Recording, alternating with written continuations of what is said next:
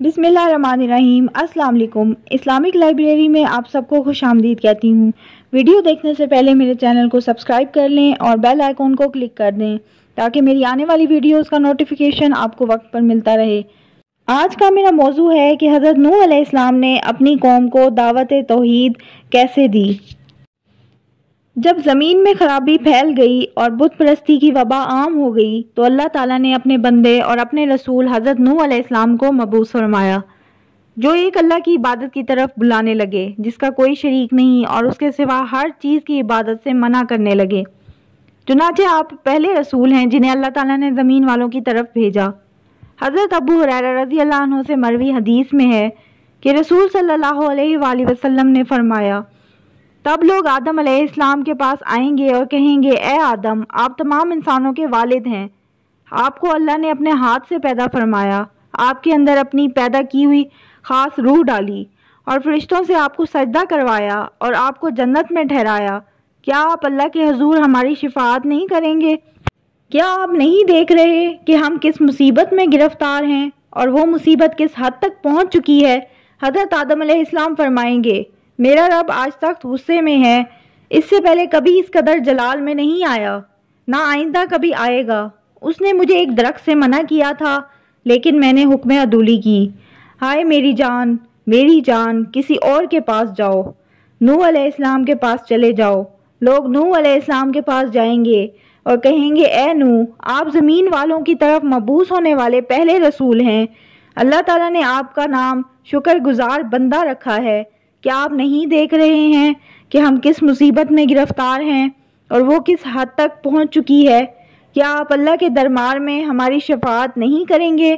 حضرت نوح علیہ السلام فرمائیں گے، میرا رب آج سخت غصے میں ہے، اس سے پہلے کبھی اس قدر جلال میں نہیں آیا، نہ آئندہ آئے گا۔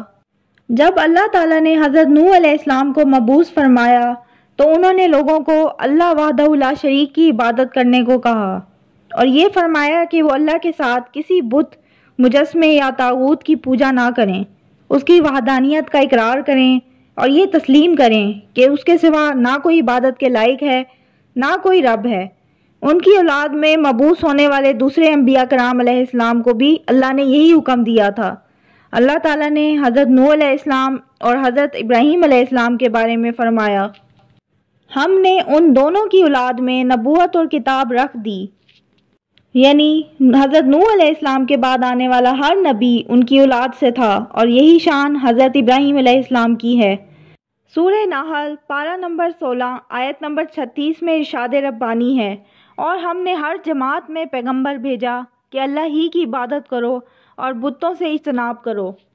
سورہ انبیاء کی پارہ نمبر 20 آیت نمبر 25 میں اللہ تعالیٰ فرماتے ہیں، اور جو پیغمبر ہم نے تجھ سے پہلے بھیجے ان کی طرف یہی وحی بھیجی ہے کہ میرے سوا کوئی معبود نہیں، تو میری ہی عبادت کرو۔ اس لیے حضرت نوح علیہ السلام نے اپنی قوم سے فرمایا تھا، اللہ کی عبادت کرو، اس کے سوا تمہارا کوئی معبود نہیں، مجھے تمہارے بارے میں بڑے دن کے عذاب کا ڈر ہے۔ ان آیات میں اللہ تعالیٰ نے یہ بیان فرمایا ہے کہ حضرت نوح علیہ السلام نے لوگوں کو ہر طرح تبلیغ کی، رات کو بھی اور دن کو بھی، تنہائی میں بھی اور اعلانیہ بھی، ترغیب کے ذریعے سے بھی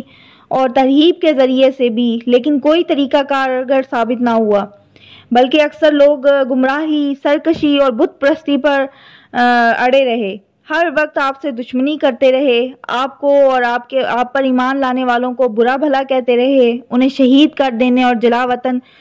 کر دینے کی دھمکیاں دیتے رہے، ان کی بے عزتی کرتے رہے اور زیادہ سے زیادہ تکلیفیں دیتے رہے۔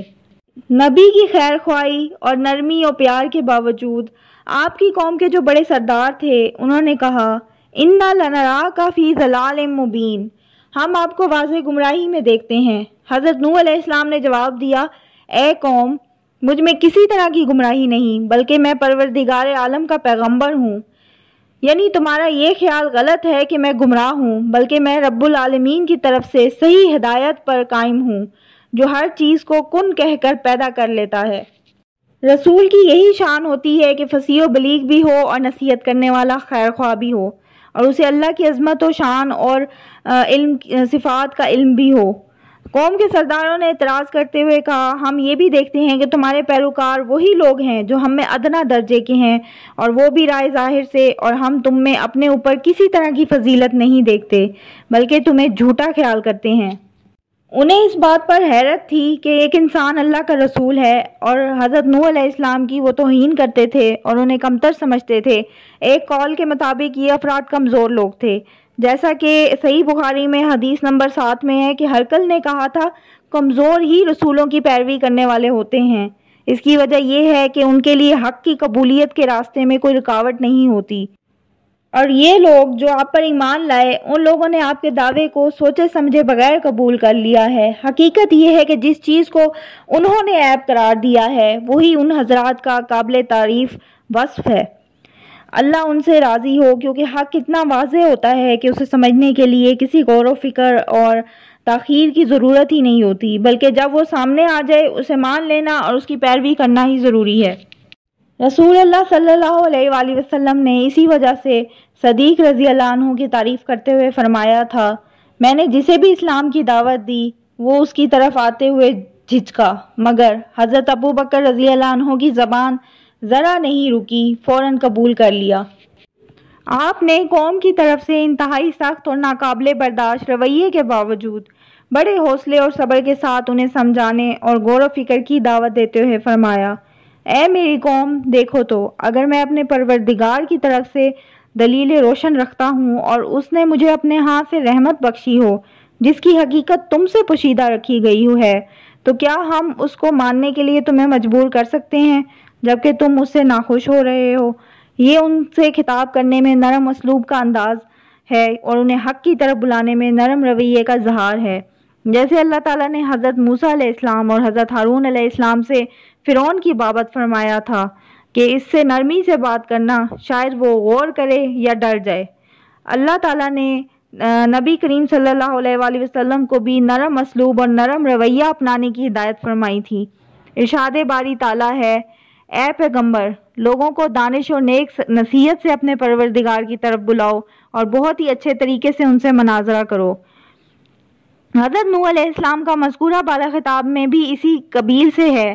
یعنی میں تمہیں ایسی چیز پہنچا رہا ہوں جس میں تمہارا دنیا اور آخرت دونوں میں فائدہ ہے۔ اس عمل کے بدلے میں تم سے کوئی اجرت نہیں مانگتا، یہ چیز صرف اللہ سے مانگتا ہوں،